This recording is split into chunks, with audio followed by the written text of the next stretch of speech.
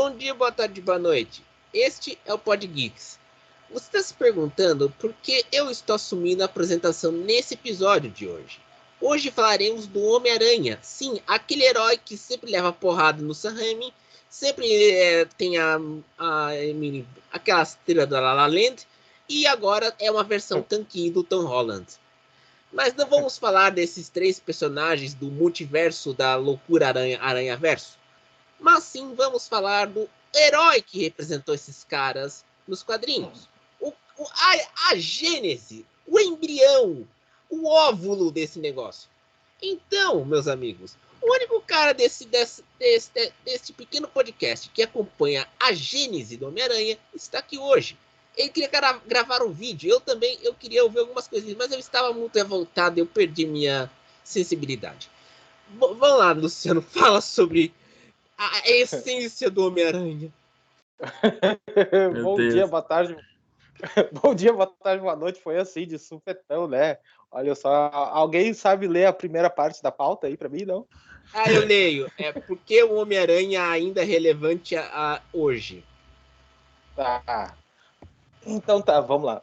Bom dia, boa tarde, boa noite. O Homem-Aranha é relevante hoje, principalmente porque ele é um personagem que, mesmo com a mudança dos anos, né? Ele é um personagem que tem 60 anos de idade.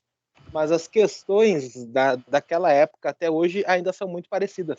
Hoje em dia tá tudo muito trocado para a era digital, né?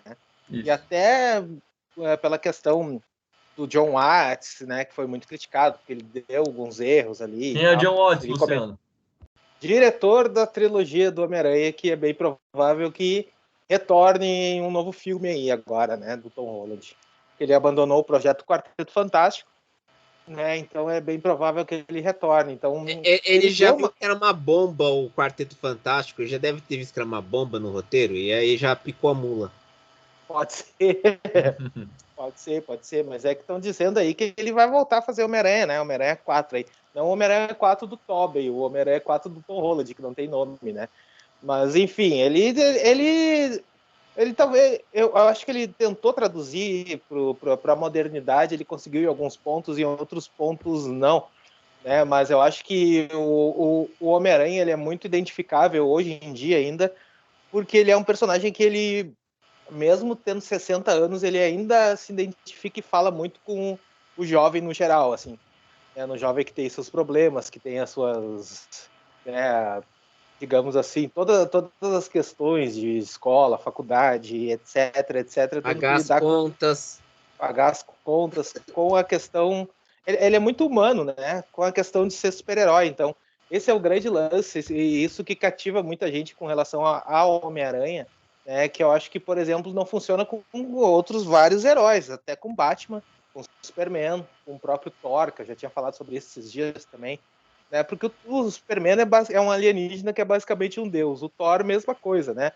O Bruce Wayne, ele é um ricaço, né, que perdeu os pais e é revoltado e etc., mas não tem essa identificação, né? Ele vive aquela coisa do drama, tanto que até hoje esses personagens eles têm que passar por várias reinvenções o tempo todo, né? Para poder funcionar, para poder acontecer e tal. Diferente do Homem-Aranha, que não precisa, né? Ele já é um personagem que já veio pronto desde a criação do Stan Lee, do Steve Ditko, lá em 62. Então, basicamente, é isso, é a introdução. Assim, é um personagem que, basicamente, se identifica com as pessoas como um todo, não só com os jovens, né? Porque tem várias fases do Homem-Aranha. Hoje em dia, quem acompanha quadrinhos já vê o Homem-Aranha adulto há muitos anos. Então, essa é uma maneira de se identificar com o personagem. Eu acho que também tem um detalhe da vizinha.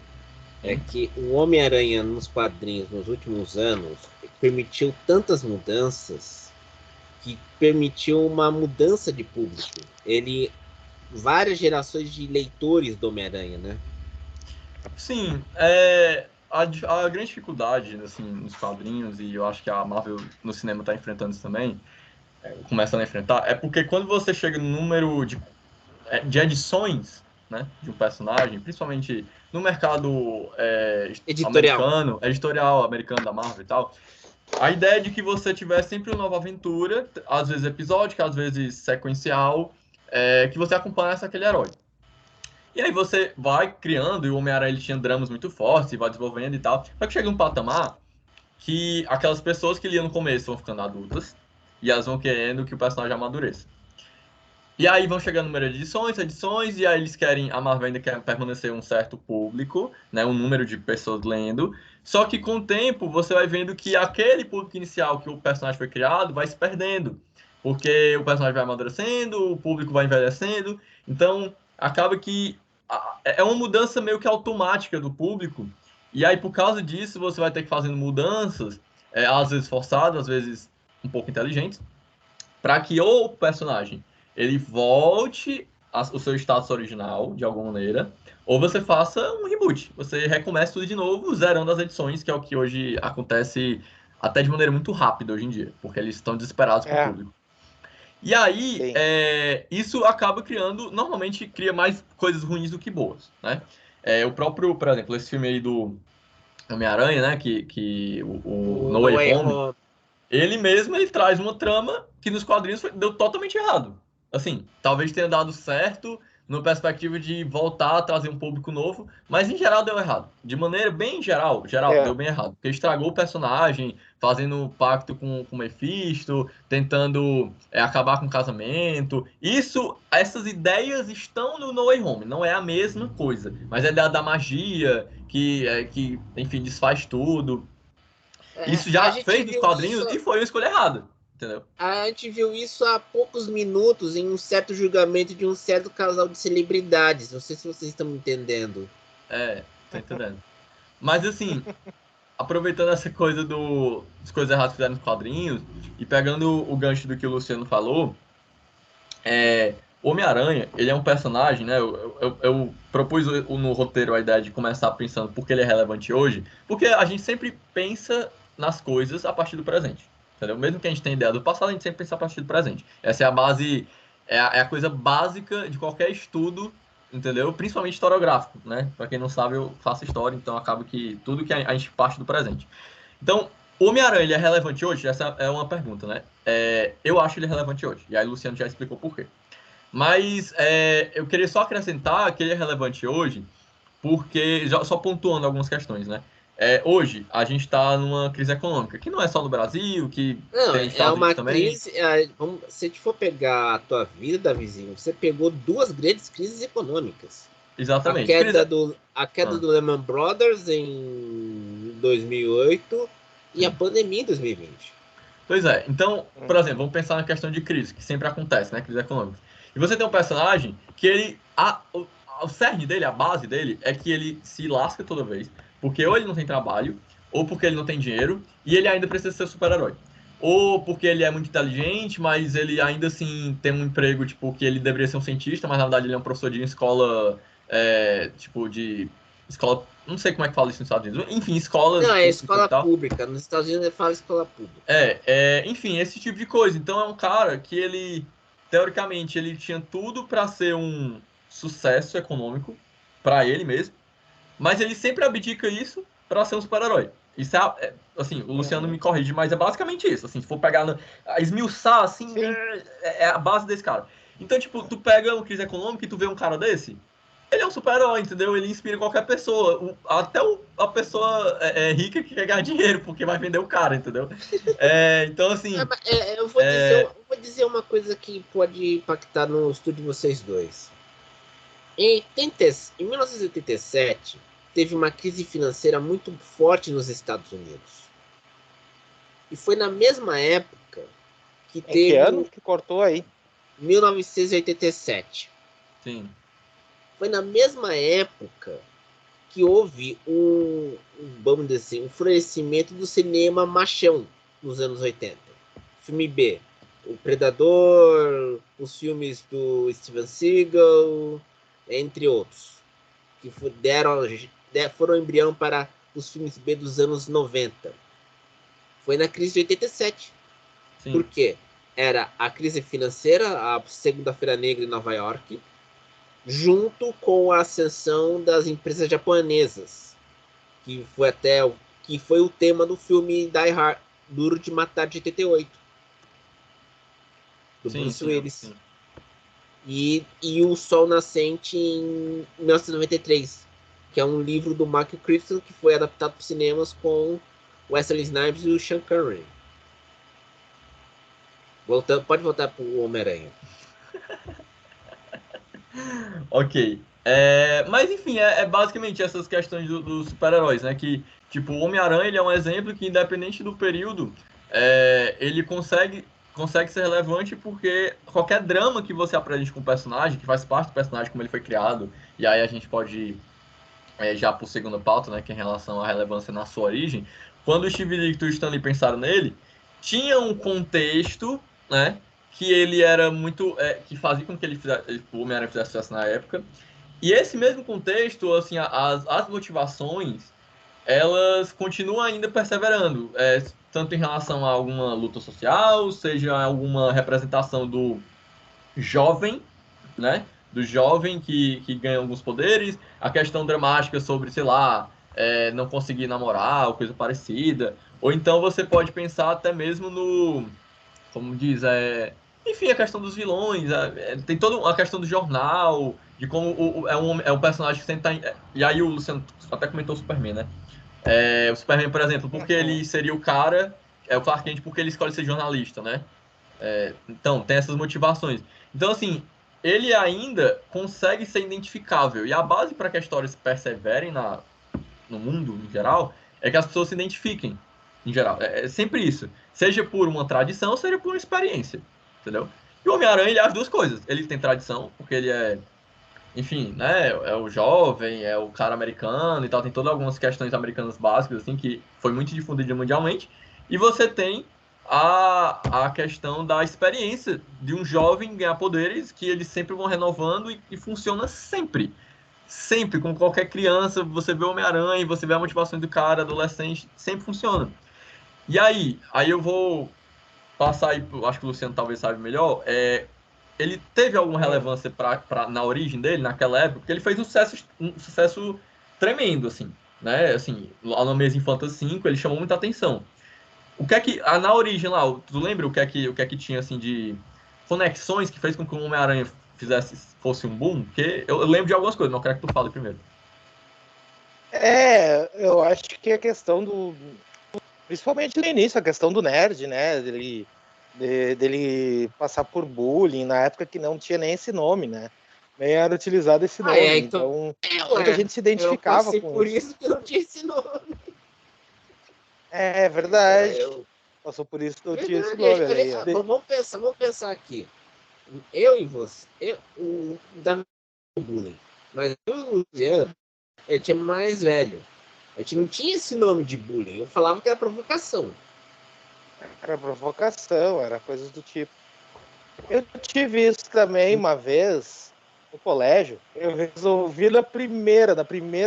É que assim, isso acontecia muito e é muito parecido com o Homem-Aranha, né? Do cara maior, aquela coisa do cara maior querer ser violento com os menores. Isso meio que aconteceu com a minha turma quando eu entrei no primeiro ano do ensino médio, com os caras do segundo ano. Só que eu resolvi isso na primeira que o cara veio pra cima de mim, eu já dei uma do lado do ouvido dele nunca mais. Eu resolvi o problema do bullying. Agora. No meu caso, acho que na época do Edu sempre foi duro porque a escola, não é contra, mas a escola era uma escola de adventista. E eles não tinham um tratamento, não tinham um tato para lidar com autistas, que é o meu caso. Aí, no teu caso é diferente. Então, eu tinha que lidar com os carinhas dos nomes bíblicos, né? Porque eles sempre me zoavam. E aí, o que aconteceu? Eles ficavam irritados comigo por um motivo. Quando aparecia uma estagiária de pedagogia, eles não tinham. Eles não tinham. Não era. Não é. Calma. Não é pesado, pessoal. Fica tranquilo. Tá. Ufa. Eles não tinham coragem de falar com ela. Eu era o único da sala que falava. Uhum. Então. E tu falava do que de Gorbachev com ela? Não, não era de Gobaixi. Naquela oportunidade era a Argentina, num dos casos. Foi na crise Ah, tá. econômica da Argentina, 2001. Sei. Então, Lembro. então eu lembrar, como eu era o cara que tinha uma fala mais adulta da turma, então eu era, vamos dizer, muita gente me zoava por causa de eu falar bem, dominar história e geografia. E eu lembro muito bem, os meus melhores amigos dessa época eram senhores de 60 anos. É, Não, era, eu tava pensando assim, tu falou que os teus melhores amigos eram homens de 60 anos, e é. a história do Homem-Aranha, a Não, a coisa história mais do importante Homem-Aranha, da vida do Homem-Aranha é o tio Ben. exato. Aham, Então, por quê? exatamente. Porque no meu caso, porque eu, como era autista, eu falava de assuntos que muitas das vezes os senhores de 60 anos conversavam comigo. E às vezes me falaram, e às vezes eles me viam como uma coisa meio fora da curva, porque eles sempre falavam, eu tenho medo dos aborrecentes. Por causa do. Naquela época se chamava aborrecente. Sim. Então, como Uhum. eu tinha 12 anos e eu era mais maduro do que os meus colegas mais velhos, então dava para conversar.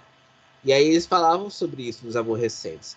Quando eu estava no instituto, eu já com 15 anos, eu não tive esse problema. A escola estava adaptada, eles nem sabiam que eu era autista, mas os, a turma do terceiro ano, eu tinha vários amigos do terceiro ano. Fazia muita amizade porque eu era o cara que ajudava. Então, como eu era o cara que cumprimentava, não era o cara do bullying. Aí, quando tentaram. Acho que um carinha meu colega meu tentou me intimidar, eu dei uma patada nele. Dei aquelas broncas que o Davizinho sempre ouve de mim. Hum. Então, então, eu dei uma nele. Não era palavra, pessoal. Não era porrada, não. Era grosseria mesmo. Aí ele ficou mais calminho comigo. Aí, eu,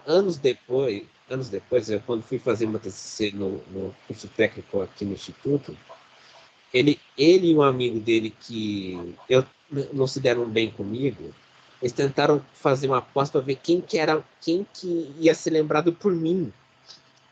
Porque o pessoal, quando eu fui para o Instituto para fazer o meu TCC, o pessoal que me encontrou, quando eu estava no terceiro ano, o pessoal que era do primeiro ano, lembrou de mim rapidamente, todo mundo foi me cumprimentar.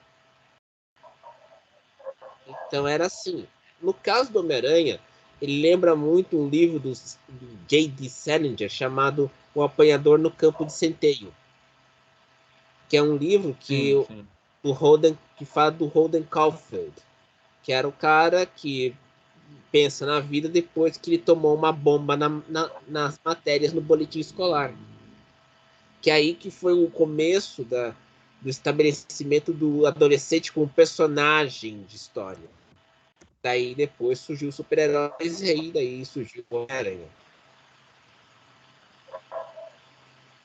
Mas aí tu percebe, né? Aí. Aí tu percebe, né, que o César se empolgou na experiência dele, a partir do que o Luciano disse, Uhum. porque é algo tipo, que acontece muito. E naquela época, a questão dos nerds que o Luciano comentou, porque o Stan Lee, ele era um cara muito antenado, né, de maneira geral. Ele sabia vender, Uhum.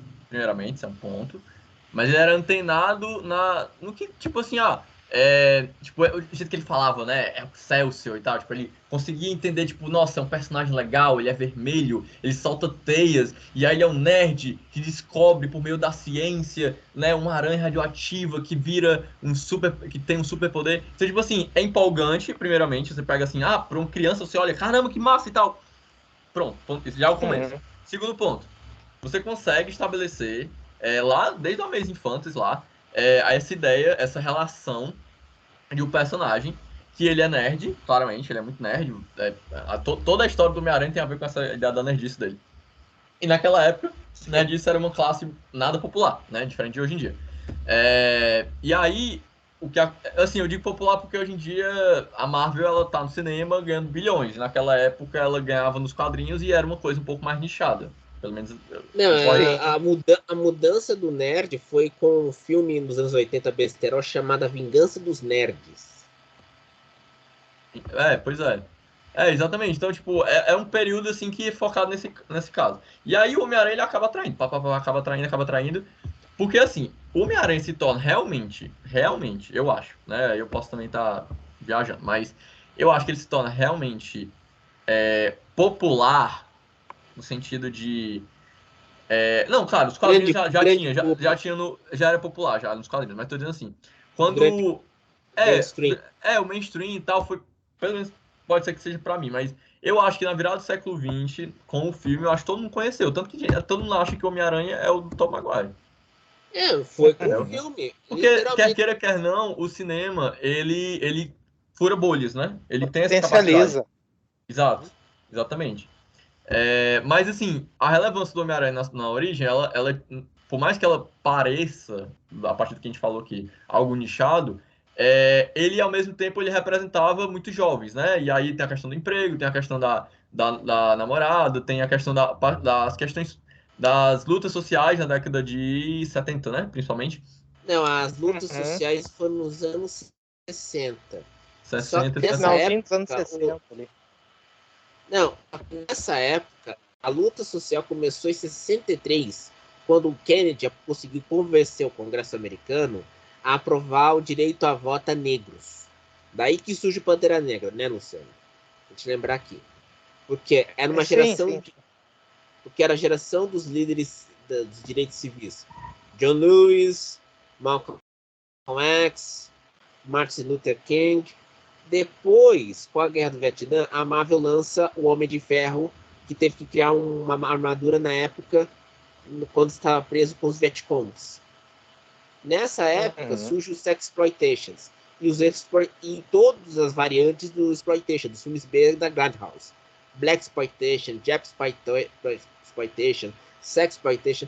Aí vai para a Austrália e cria o All Exploitation que você citou uma vez, com o Mad Max.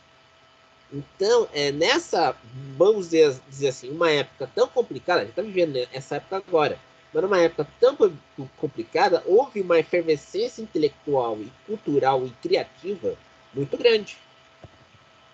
Com certeza. Não, pois essa conexão, claro que quando você vai escrevendo e você está naquele contexto, aquilo vai, né, fluindo. Mas isso mudou, embora as pautas mudaram, as discussões mudaram, algumas discussões permanecem, mas em geral os contextos mudaram, certo? De maneira geral. Mas o personagem continua, entendeu? Uhum. E aí a gente já comentou, né? Porque ele ainda é relevante hoje, a gente entende a relevância da origem. Mas aí isso eu acho que me leva à questão do terceiro ponto. Se ele continua hoje, aí é mais fácil a gente identificar o que fizeram errado com o Homem-Aranha. E aí eu não sei se o Uhum. Luciano lembra do vídeo dele, eu lembro. E eu achei muito bom, por sinal. Eu já, Qual? tu fez um Muito obrigado. falando, tipo, mudanças que fizeram do Homem-Aranha que foram erradas, que, tipo, sei lá, fizeram o Uhum. personagem perder a essência, ou que não deu certo nos Eu quadrinhos e lembro perdeu mais ou dinheiro. menos. É aquele que o Homem-Aranha era corno. Tem esse Putz, também. fala isso logo agora também. Vai, cita aí algumas coisas aí que O tu dia, lembra. eu não lembro do vídeo, mas era esse aí? É isso. É isso também. Ah, então era esse. Não, digamos assim, algumas. Se eu lembro, assim, mais ou menos, eram algumas coisas digamos assim, que foram erros que eles fizeram no Homem-Aranha, né? Como um Sim. todo, assim. E eu acho que principalmente dos anos 90 para cá, eu acredito que tem, assim, porque eu acho que as 3 primeiras décadas do Homem-Aranha são impecáveis, assim. Eu acho, em questão de quadrinhos. Depois que eles começaram a inventar, né? Começa ali com aquela questão da saga dos clones, que é até uma saga que eu gosto, mas cometeram alguns erros ali, né? Quando trocaram de Homem-Aranha pro Ben Reilly, aquela coisa toda. E aí tem 2 pontos, assim, que são horríveis, que são da mesma época, basicamente, né? Uma que é aquela história lá do Pecados Pretéritos, Isso. né? Do Homem-Aranha corno, né? Que os caras não tinham que inventar. Mas Inventaram que anos a. 90 era uma coisa meio. Uma coisa assim de pirata, dar umas piradas também. Acho que quando criaram Era horrível. o Homem-Aranha corno, era o espírito daquele tempo. Se você for ver hoje, nos anos 90 você tinha muitos filmes de biquíni. Hoje você não tem mais nada desse não tem esquício. Era aquele espírito daquele tempo que o João Pereira Coutinho foi dizendo onde a história tirou as férias. Exatamente. Saudades dos anos 90. Mas enfim, Agora tem canal sobre os anos 90, meu caro Luciano. Tem, né? Tem canal o Nostalgia. Nod, o, É. o canal 90 do Nod também. Anos É 90, verdade, canal 90. anos 90 só me lembra isso que a Sony tá tentando fazer. Venom, Morbius, só me lembra isso aí. Lembra muito os A anos gente 90. não pode falar o que a gente tá pensando aqui, senão a gente sai do ar. É. Mas se a gente for ver, até tem coisa que hoje é considerado legal que pega os anos 90. O que eu fiquei meio apavorado com esse trailer aí. É um assunto já da semana passada, mas esse trailer de Thor Love and Thunder aí é É noventista ao verdade. extremo. Eles pegaram o pior dos anos 90 e o Taika é louco, né? Que cara fora da casinha. Com Ele pegou o certeza. pior dos anos 90 e colocou ali naquele trailer novo, provavelmente no filme do Thor. O Peraí. Thor de jaqueta vermelha. O Luciano disse que queria fazer um discurso sobre o Thor. Por favor, Luciano, faça o discurso. Por favor. É Tá. verdade. Faça agora. Vou falar sobre. É meio que linka um pouco com o que eu falei no início dos heróis desinteressantes, né? E eu acho assim. Eu acho que o. Eu gosto eu gostei do Taika quando eu vi o Jojo Rabbit. Porque eu, até então, eu só conheci do trabalho do Taika, eu só conhecia Thor Ragnarok, eu não tinha visto os outros filmes dele até então, né? E pra mim, o Thor Ragnarok é um dos piores filmes. Tem filmes piores, tá? Tem filmes bem piores atualmente, assim, que eu acho que conseguem superar Thor Ragnarok. Eu acho que aquela coisa de o filme ser tão horrível e não sei o que, isso já ficou no passado. Eu acho que já meio que acostumou esse filme do gênero como um todo, assim, né? Mas o Taika, ele consegue chegar ao cúmulo do ridículo, né? Tanto num filme quanto no outro, trabalhando o Thor. E por incrível que pareça, isso é bem interessante, porque eles, digamos assim, que ele pegou um personagem que é o Thor, que é um personagem completamente desinteressante, não só dentro do MCU, mas sempre foi. O Thor é um personagem muito desinteressante, sabe? Um deus nórdico. Era por causa do Thor ser sempre usado para questões dramáticas demais da Marvel. Também, mas não só por isso, mas pelo fato dele ser Deus. É muito chato um personagem que é um Deus. Deuses são muito chatos, assim, nesse sentido, sabe? É muito mais fácil trazer uma identificação com um personagem mais humano do que um personagem que é um Deus, sabe? A não ser que o Deus ele se torne mais humanizado, aí funcionaria. Mas o Thor não, o Thor é muito chato, sabe, era um personagem que falava ali com aquele. Falava como se estivesse na Idade Média. Sim. A maneira de falar, a maneira de agir. Totalmente diferente do Homem-Aranha, né? Que era um pirralho, que só se metia em roubada. Tony Stark, cardíaco e alcoólatra, né? E coisas. E por aí vai. O Doutor Estranho afundado no seu próprio ego. Sabe? São coisas que as pessoas, né, olhavam nesse personagem O e Homem-Formiga também, criticavam. né? O Homem-Formiga, Pantera O Negra. Pantera Negra, com certeza.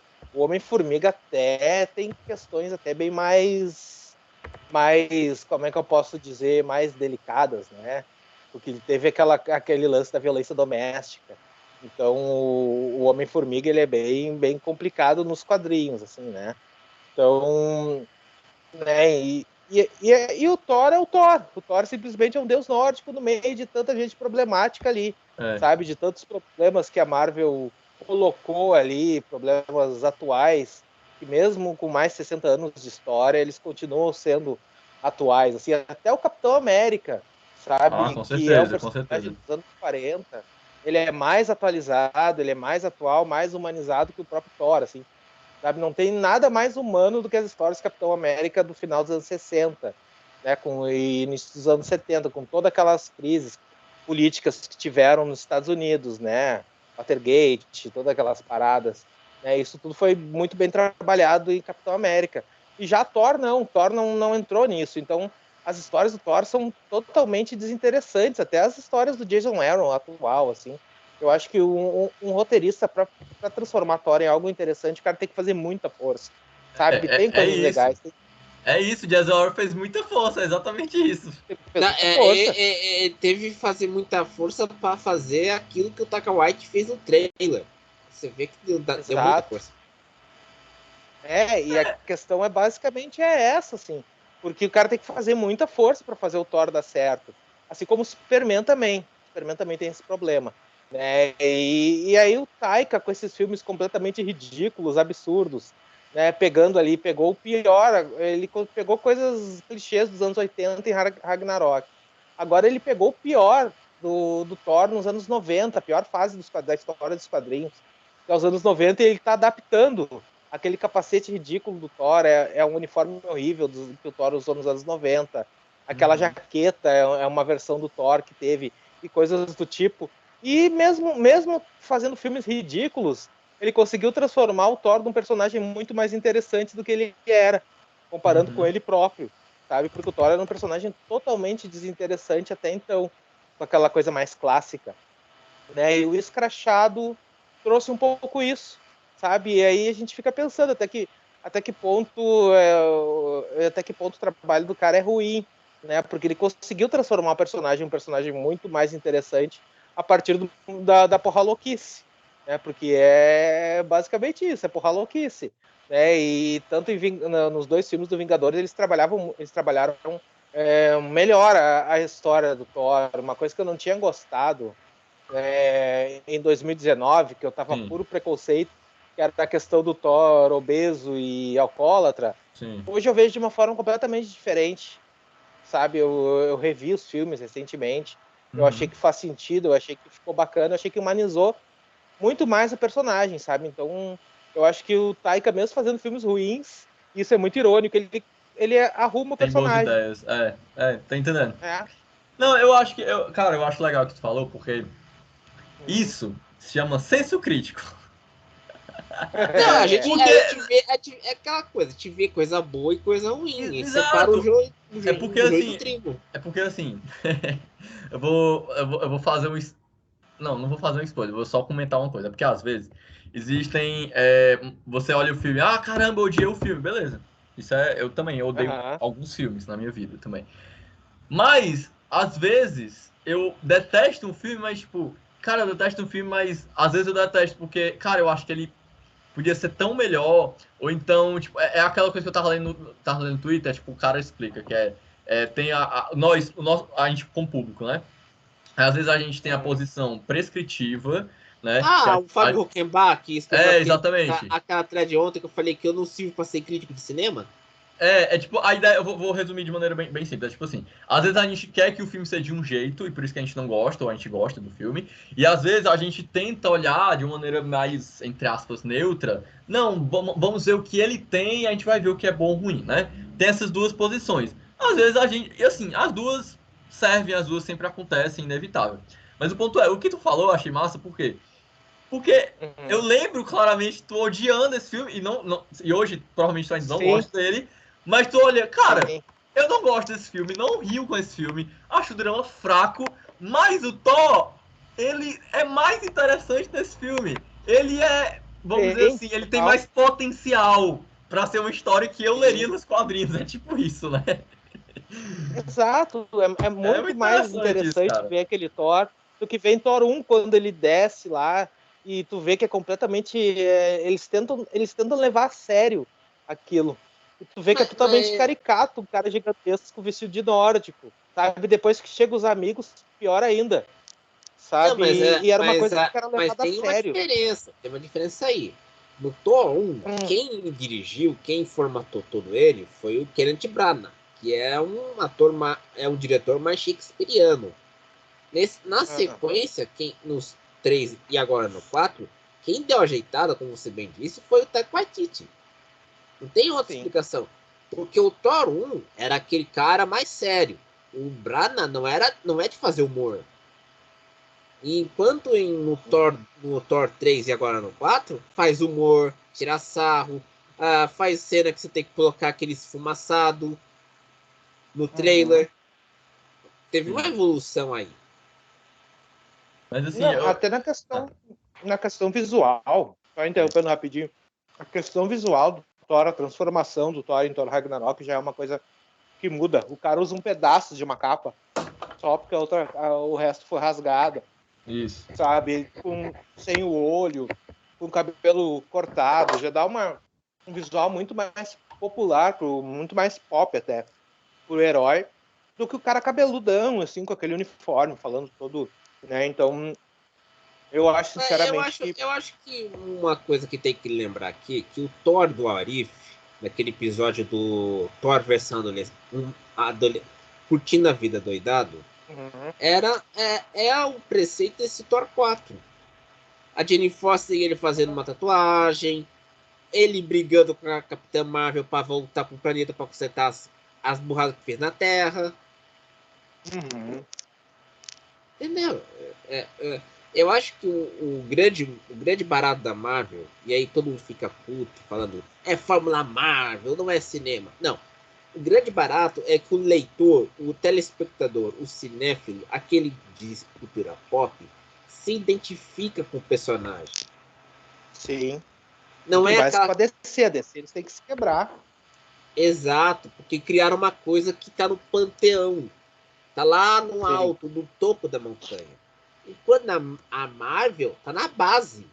Você, por exemplo, você pode falar do Thor sem ter que ter eu sou autoridade em Thor. Não, você fala de bolo. Você não tá falando de Homem-Aranha sem problemas. Então, a gente tá falando... A Marvel pode ser considerada uma coisa mais de povão mesmo, popular. Enquanto a DC é aquela coisa culta, quadradinha. Mais nicho. Se você quiser fazer algo popular na DC, você vem alguém da Fórmula A24, fica te fuzilando no Twitter. Eles até conseguem. O James Gunn conseguiu, com a tosqueira, trazer um negócio mais popular. Mas você tem que fazer muito esforço. O James Gunn fez o The Peacemaker, mas não pegou aquele do alto do potel da Marvel. O Esquadrão... Não, eu digo o Esquadrão Suicida também, né? Que também não é, né, não é os popularzões, assim. Esses a DC não sabe usar. Porque eles têm que fazer muito esforço. São personagens, sim, digamos assim, desatualizados. Esse próprio Batman aí do Robert Pattinson, o Matt Reeves fez um esforço gigantesco para transformar esse Batman aí em algo mais atual. E nem assim eu acho que conseguiu. Verdade. Eu acho que não, né? Pra mim, eu acho que ele não interage com o público em momento algum. Sabe aquela coisa das angústias de não sei o que? As pessoas têm angústias, mas não são por esses motivos, sabe? Então é um personagem que não dialoga com o público. Né? Isso a Marvel, graças ao Stan Lee, ele foi no ponto, assim, sabe? E a Marvel não tinha isso, né? A Marvel não, a DC. Eles não tinham esse lance aí, porque era muito antigo. Eles não dialogam. Mas aí tem que lembrar, a Marvel era o trio Stan Lee, Steve Ditko e Jack Kirby. Sim, exatamente. Os três primeiros. Queria aproveitar que o César chegou, né, aos panteão aí, o panteão da Marvel aí, dos escritores, né, e não só da Marvel, eles também alguns participaram da DC, né. Não, o Jack Kirby participou da DC quando brigou com o Stan Lee nos anos 70. Isso. E ele criou lá os... Como é que é? Os Novos Deuses. Novos Deuses, Ele fez os Eternos e fez os Novos Deuses, né. Não, mas com a mesma ideia, basicamente. Mas também tem detalhe, ele fez isso porque como é copia e cola a versão HQ, dava para fazer, porque ele era um mentor intelectual. Ei, mas aí eu queria perguntar uma coisa, ó. A gente falou até do Thor, eu gostei que o Luciano falou sobre o Thor, eu achei muito massa. E a gente sabe que o Obrigado, Thor, ele não é o herói principal da Marvel, mas até se tu pensar no que ele fez em Guerra Infinita e Ultimato, que aí o Luciano trouxe de volta, cara, eu acho, sinceramente, o arco do Thor no Guerra Infinita um dos melhores arcos de super-heróis, tipo, no cinema. Se tu pegar só o arco dele, eu acho, minha opinião. Sim. Tanto que se você pegar aquela cena que ele chega lá, né, começa a tocar a musiquinha e tal, ele chega com um raio, pá, aí começa tan, tan, tan, tan, aí ele fala, Bring me Thanos, né? Cara, essa Aham. cena ela é muito empolgante.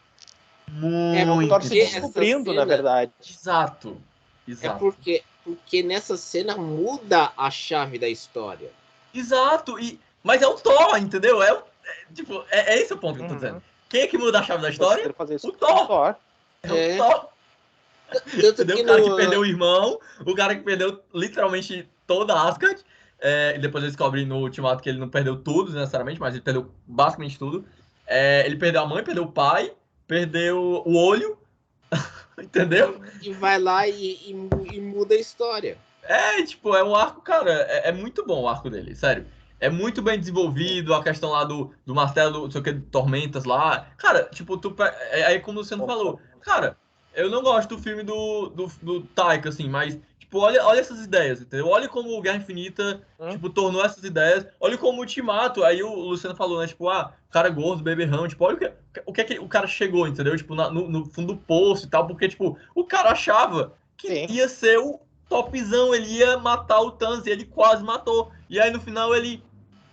Droga, Mata entendeu? de uma forma tão Tipo, Mas fácil. quem Cara, mata é o cara beberrão, o outro cara, beberrão da Marvel. mas Não assim, com aquele estalar lá.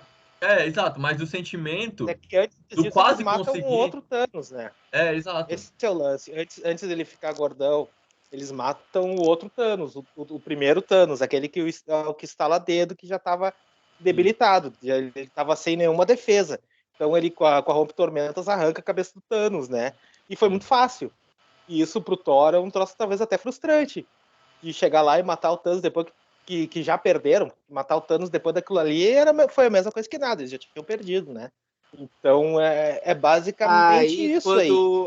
Aí quando no Ultimato se reúnem, aparam as arestas, aí vem aquela cena da cavalaria chegando de vários arcos narrativos, e aí mata, aí chega o homem que era o beberrão, o porra louca, pega as pedras sagradas e dá um estalo.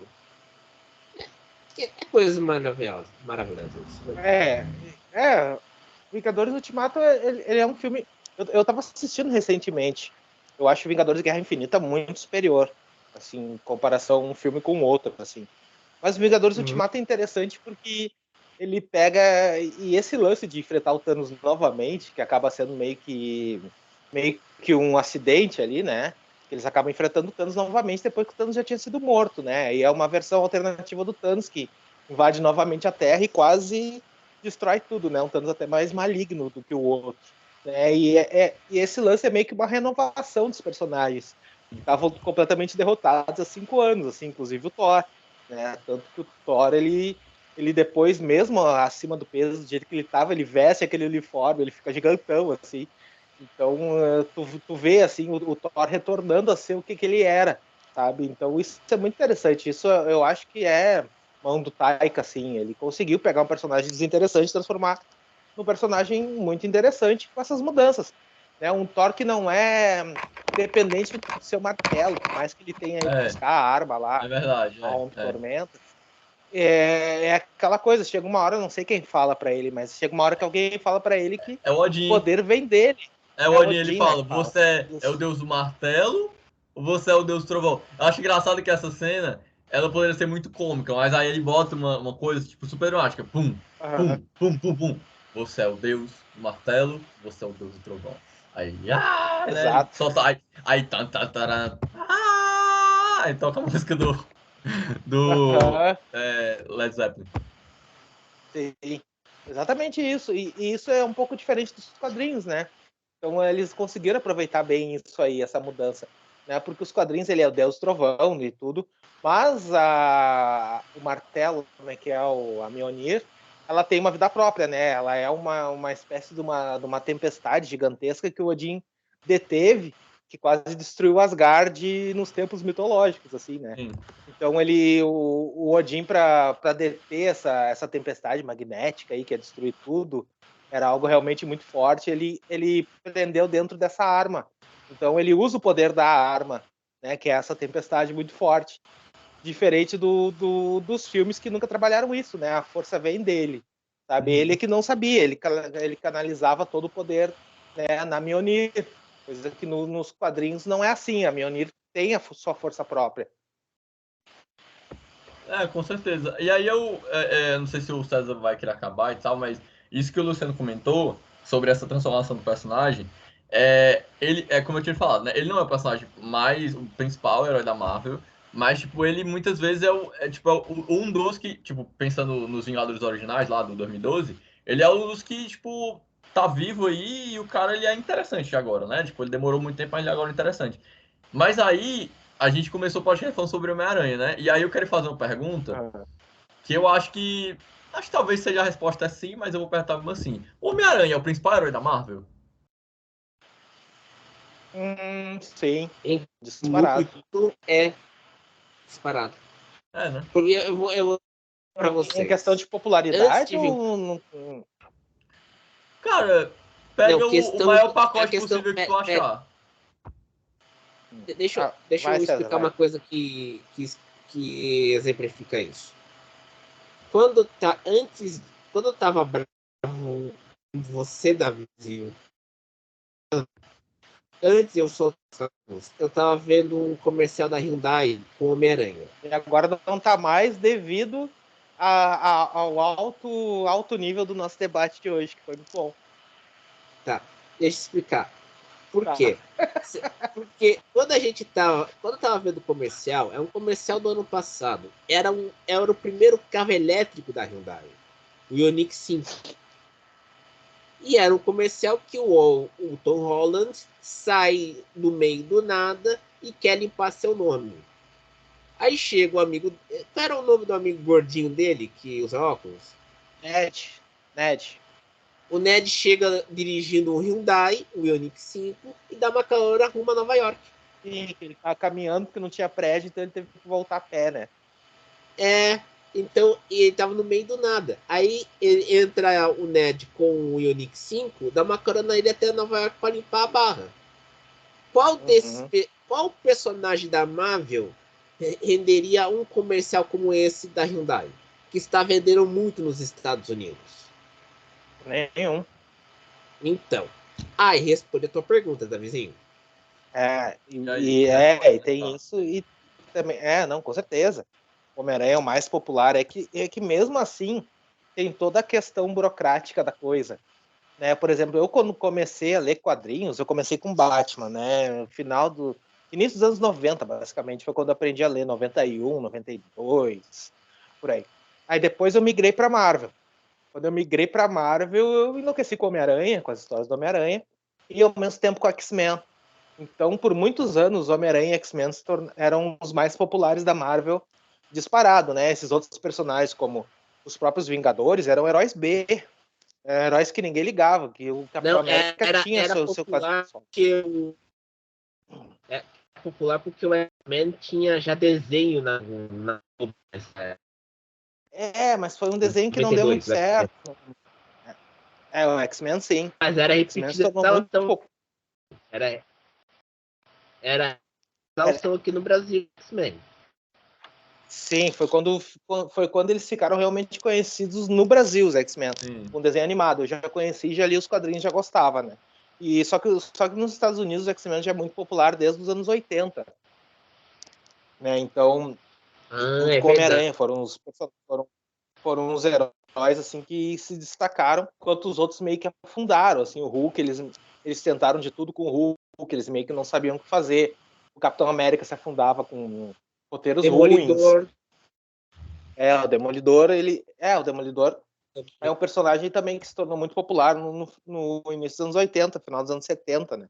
Era um personagem totalmente né? Ele se tornou muito popular, mas basicamente Homem-Aranha e X-Men eram Era um dos muito primeiros populares. Miller. Sim. E aí o que acontece? Com a venda dos X-Men para Fox, essa popularidade ela meio que cresceu com os filmes, mas depois caiu, porque rolou um boicote da Marvel com os personagens, né? Tanto os X-Men quanto o Quarteto Fantástico, eles foram por muitos anos deixados de lado. Então, aí depois acabou invertendo a coisa. Os Vingadores se tornaram mais populares, o Capitão América, sim. O Homem de Ferro. Né? Quem dos anos 80 uma vez imaginaria que o Homem de Ferro se tornaria o personagem mais popular da Marvel? Né? Porque ele foi. Agora, não sei se ele mas ele... Atualmente, o Homem-Aranha é o mais popular, assim como um todo. Sim. Mas por muitos anos, eu acho que o próprio Homem de Ferro se tornou, por pelo menos uns 10 anos, aí, o personagem mais popular da Marvel. Hoje em dia não é mais, né? Eu tenho que explicar aqui o seguinte. O boicote foi ocorrido porque a Fox era do Murdoch, enquanto a Marvel era da Disney. Sim. Tem que lembrar esse ponto. Sim. E a Disney comprou tanto os estúdios Marvel como a editora da Marvel. Comprou o grupo inteiro. A Marvel era independente até então, né? Uhum. Então aí que a coisa... Aí, seu Caio Fag ajeitou assim. Como a cinematográficos do X com a Fox, eles estão entrando com os Vingadores.